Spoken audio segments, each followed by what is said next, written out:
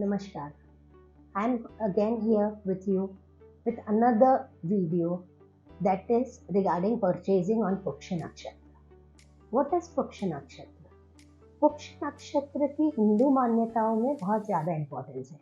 ऐसा माना जाता है कि जो भी चीज़ें हम पुक्ष नक्षत्र को खरीदते हैं वो हमारी लाइफ में लॉन्ग लास्टिंग और लंबे समय तक रहती है। लॉर्डेस लक्ष्मी का इस दिन जन्मदिन माना जाता है, इसीलिए पुक्ष नक्षत्र को मेजर खरीदी की जाती है।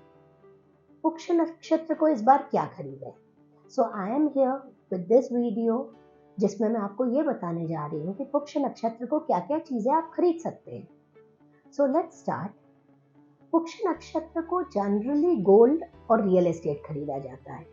गोल्ड और रियल एस्टेट अब पुराना हुआ, हम आज के ज़माने में जब बात कर रहे हैं तो क्यों ना कुछ नए तरीकों के बारे में जाना जाए। गोल्ड नए तरीकों में कैसे खरीदा जा सकता है? तो गोल्ड नए तरीकों में खरीदने के लिए एक है sovereign government gold bonds. Sovereign gold bonds क्या होते हैं? ये गोल्ड बॉन्ड्स हैं जो गवर्नमेंट ऑफ इंडिया ने इशू किए हैं, जो आप 1 ग्राम से लेके और मल्टीपल ऑफ ग्राम्स खरीद सकते हैं। So lowest investment which is available is of 1 gram. अगर आपके पास डीमैट अकाउंट है तो आप सोवरेन गोल्ड बॉन्ड में इन्वेस्ट कर सकते हैं।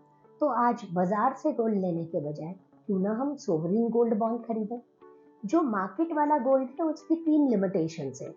एक तो वो गोल्ड के साथ कुछ लेबर चार्जेस अटैच होते हैं, दूसरा डिज़ाइंस हमेशा चेंज हो जाते हैं, और तीसरा और सबसे इम्पोर्टेंट कि उस गोल्ड में हमेशा हमें ये खतरा रहता है कि उसे संभाल के कैसे रखें। ये गोल्ड बॉन्ड्स इन सारे तरीकों से सेफ है क्योंकि ये एक बॉन्ड के रूप में आपके डीमैट अकाउंट में सेव्ड है, तो उनके घूमने का डर नहीं है।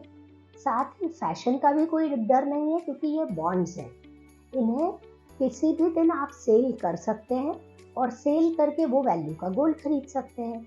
सेल करते टाइम ये बॉन्ड का वैल्यू लास्ट 3 दिन का जो गोल्ड का क्लोजिंग वैल्यू है वह रहेगा। सोवरेन गोल्ड बॉन्ड्स आरबीआई ने इशू किए हैं। इन गोल्ड बॉन्ड्स पे 2.5% पर एनम से हमें इंटरेस्ट भी मिल रहा है। उनका मैच्योरिटी ईयर 8 साल है और 5 साल में आप कभी भी रिडीम कर सकते हैं। उसी तरह एक और गोल्ड बेस्ड इन्वेस्टमेंट ऑप्शन है, that is gold ETF, gold mutual funds, जिनमें एक यूनिट्स के रूप में आप इन्वेस्ट कर सकते हैं। यूनिट्स में आपको डिविडेंड मिलेंगे on the basis of rate of gold, and ये भी at any point of time redeem की जा सकती हैं। ये भी आपके डीमैट अकाउंट में सेव्ड डीमैट अकाउंट में रहेंगी, जैसे अपने शेयर्स एंड सिक्योरिटीज होते हैं। इसके साथ ही कुछ और ऑप्शंस हैं जिनके बारे में मैं आज डिस्कस कर रही हूँ। उनमें एक है रियल एस्टेट। रियल एस्टेट बहुत अच्छा माना जाता है कि हम पुक्ष नक्षत्र पे रियल एस्टेट से खरीदी करें, हम प्लॉट खरीदें, पर जनरली प्लॉट्स के रेट्स और लैंड्स के rates are very high. So in that case, there is another good option available in the form of rights. Rights are equity, rights are mutual funds basically, real estate backed mutual funds. कुछ real estate companies द्वारा लाए गए हैं rights, जिनमें real estate की जो incomes है mainly from the rental of real estate, they are paying dividends. Every company which has issued rights are required to distribute 90% of their rental income in form of dividends to the rights holder. जो right holder है वो भी same वैसा ही investment है जैसा हम shares में करते हैं। हमारे राइट्स हमारे डीमैट अकाउंट में सेव्ड है in form of units, and उन यूनिट्स से पे हमें डिविडेंड मिल रहा है फ्रॉम द कंपनीज। जो डिविडेंड है वो टैक्सेबल है in our hands as income from other sources, and rights जब हम सेल करेंगे तो जो पीरियड ऑफ होल्डिंग है उसी के बेसिस पे वो कैपिटल गेन में टैक्सेबल होंगे एज शॉर्ट टर्म और लॉन्ग टर्म कैपिटल गेन। आइए कुछ और सेफ एंड सिक्योर इन्वेस्टमेंट समझते हैं आज। एफडीआर्स। एफडीआर्स हम सभी बहुत अच्छे से परिचित हैं। That are fix deposit receipts, जो बैंक में आप रखते हैं। बैंक में है इसलिए ये मोस्ट सिक्योर्ड फॉर्म है, but at the same time the interest rate on FDR is very low. अभी जो करंट इंटरेस्ट रेट एफडीआर पे अवेलेबल है वो 5-5.5% से लगा के 7-7.5% है, पर best part with FDR is कि इनमें कोई रिस्क नहीं रहता, फिक्स्ड मैच्योरिटी पीरियड होता है, आप 14 दिन से लगा के 10 साल तक के एफडीआर कर सकते हैं, फिक्स्ड रेट ऑफ इंटरेस्ट है जो बैंक को देना ही है मैच्योरिटी पे, या आपके पास ऑप्शन अवेलेबल है कि आप एफडीआर का इंटरेस्ट रेगुलर बेसिस पे मंथली, क्वार्टरली या एनुअल बेसिस पे भी ले सकते हैं, या पूरा इंटरेस्ट आप एफडीआर के मैच्योर होने पे ले सकते हैं। एफडीआर सेफ सिक्योर है, but the rate of return जो हमें एफडीआर देते हैं वह काफी कम है जो अदर इन्वेस्टमेंट ऑप्शंस है उनके कंपैरिजन में। एफडीआर एक लमसम अमाउंट का होता है, अगर हमें ऐसा लगता है कि हमें लमसम अमाउंट में इन्वेस्टमेंट नहीं करना है तो there is another option available that is called recurring deposit. Recurring deposit ऐसा है कि मंथली बेसिस पे एक फिक्स अमाउंट आप कमिट करते हैं और वो फिक्स अमाउंट आप बैंक में रिकरिंग डिपॉजिट के रूप में रखते हैं। रिकरिंग डिपॉजिट के साथ भी वही है कि रिकरिंग डिपॉजिट का rate of interest is quite low, but they are very secured mode क्योंकि वो बैंक में गारंटीड है और बैंक में रखे हुए हैं। एफडीआर का इंटरेस्ट और रिकरिंग डिपॉजिट का इंटरेस्ट, दोनों इंटरेस्ट हमारे हाथ में टैक्सेबल होते हैं as income from other sources. इसके अलावा जो अदर इन्वेस्टमेंट ऑप्शंस हैं उनमें है पब्लिक प्रोविडेंट फंड। पीपीएफ को सबसे सेफ इन्वेस्टमेंट ऑप्शन कंसीडर किया जाता है क्योंकि पीपीएफ गवर्नमेंट गारंटीड होते हैं। पीपीएफ अकाउंट पोस्ट ऑफिस के साथ खोला जा सकता है या पीपीएफ अकाउंट बैंक्स भी खोलते हैं as PPF account. PPF account का रेट ऑफ इंटरेस्ट अभी हाईएस्ट है, that is around 7.1%। PPF account में लॉक इन पीरियड होता है, 14 वर्ष तक अमाउंट पीपीएफ अकाउंट में रखना रहता है। 5 साल बाद जरूर ये अवेलेबल है ऑप्शन कि आप थोड़ा अमाउंट रिडीम कर लें। पीपीएफ के साथ एक प्लस पॉइंट ये है कि जो डिडक्शंस अवेलेबल होते हैं हमारी टैक्सेबल इनकम से अंडर सेक्शन 80C, उसमें 1.5 लाख रुपए तक अगर आपने पीपीएफ में डिपॉजिट किया है तो वो एलिजिबल डिडक्शन है। साथ ही पीपीएफ का interest is also tax free income.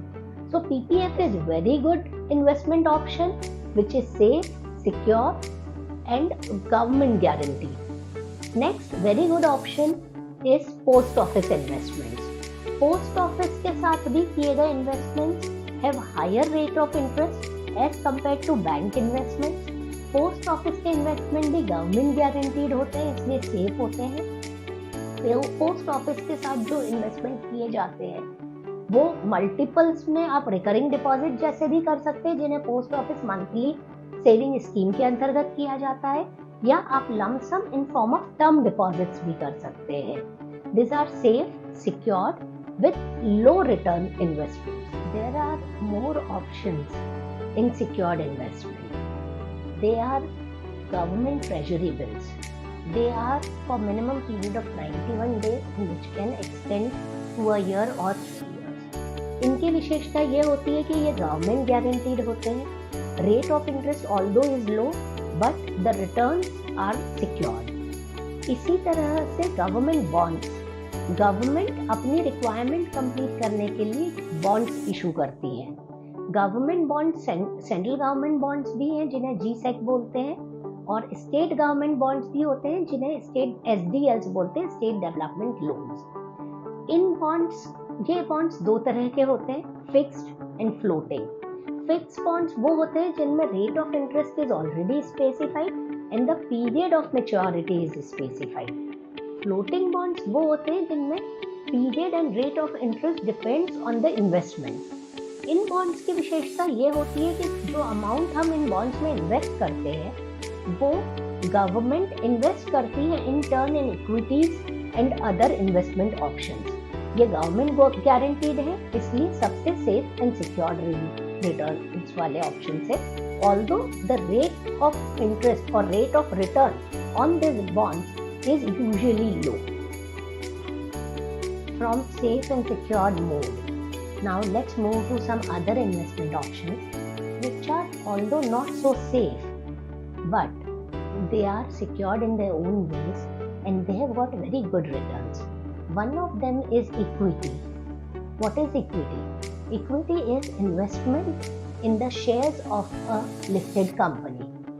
जैसा कि आप सबको पता है कि स्टॉक मार्केट में कंपनी लिस्ट होती है, और उन लिस्टेड कंपनीज के शेयर्स अवेलेबल होते हैं परचेज के लिए।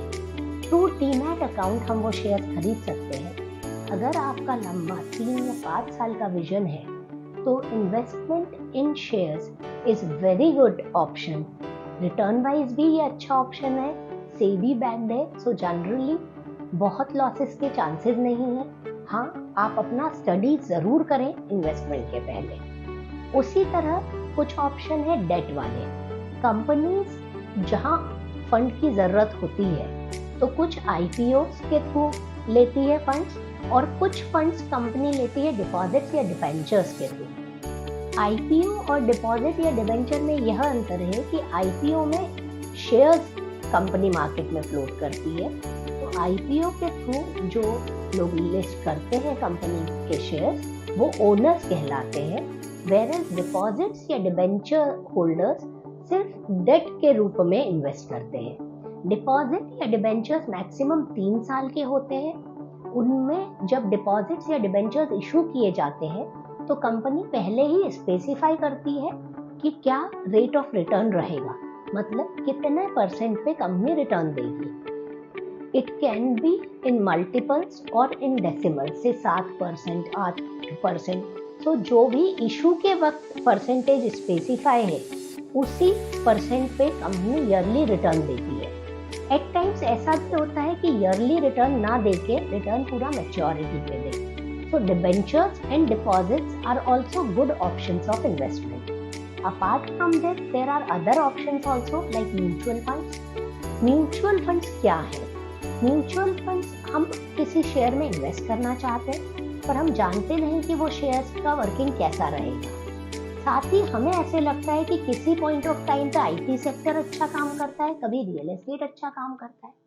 तो म्यूचुअल फंड में जो फंड मैनेजर्स होते हैं वह हमारा फंड इन वेरियस कंपनीज में लगाते हैं। कुछ सेक्टर स्पेसिफिक म्यूचुअल फंड होते हैं, वहीं कुछ म्यूचुअल फंड्स ऐसे होते हैं जो सारे सेक्टर्स में इन्वेस्ट करते हैं।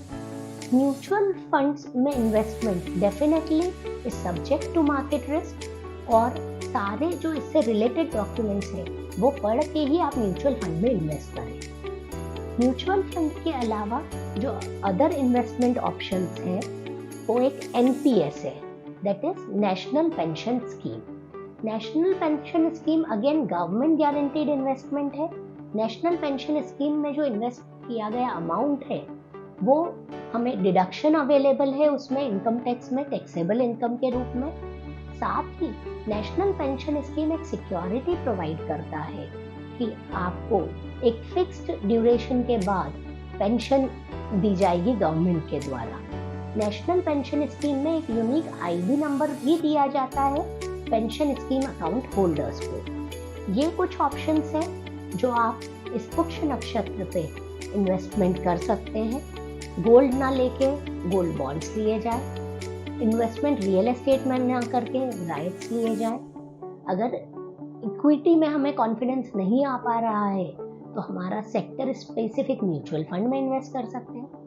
अगर आप बिल्कुल लो रिस्क वाला इन्वेस्टमेंट चाहते हैं तो आप पीपीएफ में इन्वेस्ट कीजिए या नेशनल सेविंग सर्टिफिकेट्स में इन्वेस्ट करें, पोस्ट ऑफिस में इन्वेस्ट करें, कुछ भी थोड़ा बट इन्वेस्ट जरूर करें।